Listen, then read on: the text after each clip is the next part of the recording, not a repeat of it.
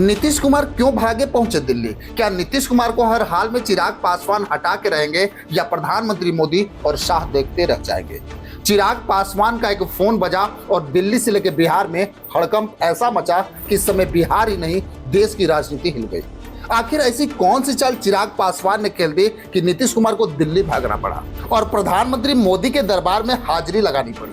वैसे तो इस समय बिहार की राजनीति में चिराग पासवान खासे चर्चे में है, क्योंकि चिराग पासवान की अगर राजनीति को समझेंगे तो साफ समझ में आ जाएगा कि बिहार की राजनीति चिराग पासवान के इर्द गिर्द ही घूम रही है।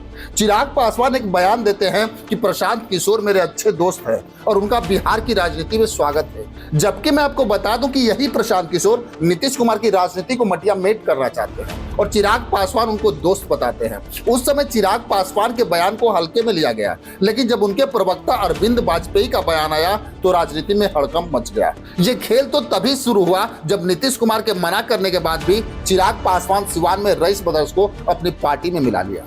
चिराग पासवान ने उसी दिन नीतीश कुमार के खिलाफ एक लक्ष्मण रेखा खींच दी। शायद नीतीश कुमार का तजुर्बा उस दिन काम ना आया। वैसे अगर देखा जाए तो चिराग पासवान ने अपने मुख्यमंत्री बनने की आधारशिला तो उसी दिन रख दी।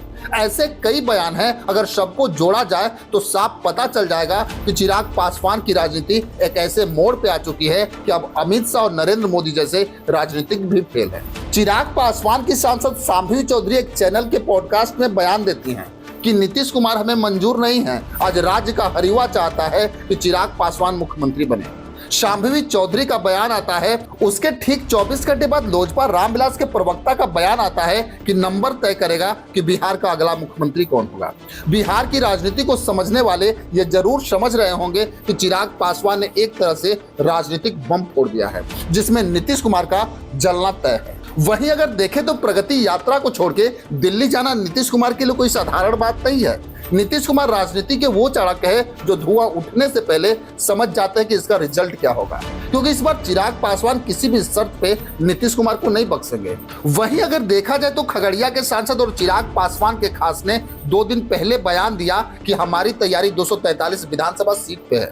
बस राजनीति को समझने वालों के लिए यही काफी था कि चिराग पासवान की तैयारी 243 विधानसभा सीटों पे हो रही है, क्योंकि अब चिराग पासवान 2020 वाले नहीं रह गए, क्योंकि अब वो अपनी भागीदारी बिहार की सत्ता में चाहते हैं और चिराग पासवान की क्षमता नीतीश कुमार और भाजपा के चाणक अमित शाह भी अच्छी तरह से जानते हैं कि अगर चिराग पासवान का उम्मीदवार 243 विधानसभा सीट पे लड़ गया तो ठीक वैसा ही हाल होगा जो अरविंद केजरीवाल का दिल्ली में हुआ। अगर दिल्ली में कांग्रेस अकेले ना लड़ी होती तो भाजपा के लिए जीत मुश्किल हो जाती। ठीक वही बिहार में चिराग पासवान नीतीश कुमार और भाजपा का कर देंगे और चिराग पासवान की एक चिंगारी बिहार से लेकर दिल्ली तक की राजनीति में आग लगा देगी, क्योंकि लोकसभा में चिराग पासवान के पास 5 सांसद है। वैसे ये सारी लड़ाई बस सीटों की है, क्योंकि चिराग पासवान को 50 सीट चाहिए और नीतीश कुमार 25 सीट देने पे अड़े हैं, क्योंकि नीतीश कुमार भी जानते हैं कि 50 सीट अगर दे दी जाए तो खतरों से खाली नहीं होगा, क्योंकि इतना तो तय है कि 50 सीट मतलब चिराग पासवान 40 सीट जिता लेंगे।